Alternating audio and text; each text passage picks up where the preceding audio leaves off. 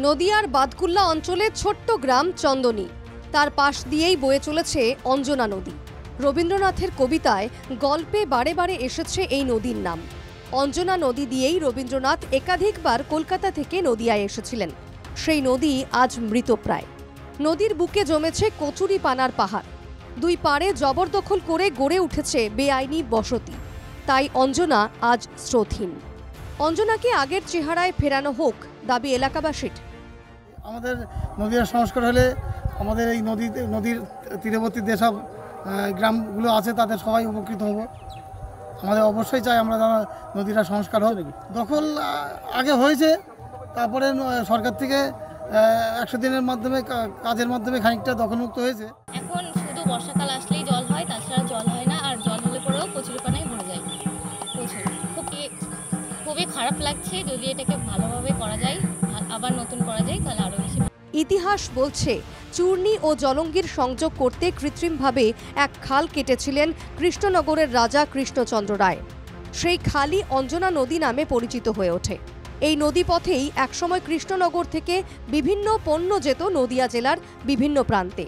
নদীর হৃত গৌরব ফেরাতে কৃষ্ণনগর পুরসভা ও সেচ দপ্তরের কাছে আবেদন করেছেন পরিবেশ প্রেমীরাও।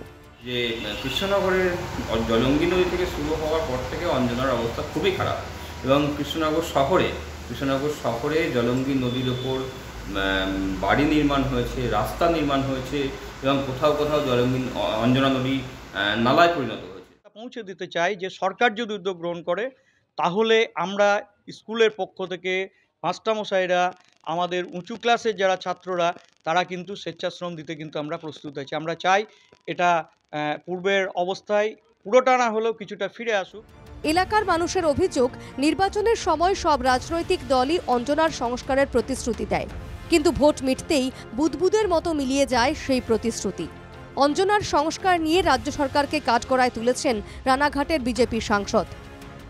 দুর্নীতির কারণে বা দীর্ঘদিন সংস্কারের অভাবে, রাজ্য সরকারের অবহেলায় এই নদীটি মজে গেছে, কোথায় চর পড়ে গেছে। সেজন্য রাজ্য সরকারের উচিত এই খনন কার্য করে নদীটাকে প্রবাহিত করা। অঞ্জনাকে বাঁচানোর দাবিতে বহু আন্দোলনও হয়েছে, জানানো হয়েছে জেলা প্রশাসনের সর্বস্তরে, কিন্তু আজও কোনো সুরাহা হয়নি বলে অভিযোগ।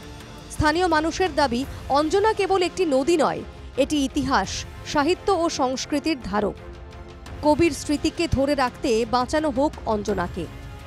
নদিয়ার রানাঘাট থেকে অনুপ কুমার মণ্ডলের রিপোর্ট, NKTV বাংলা।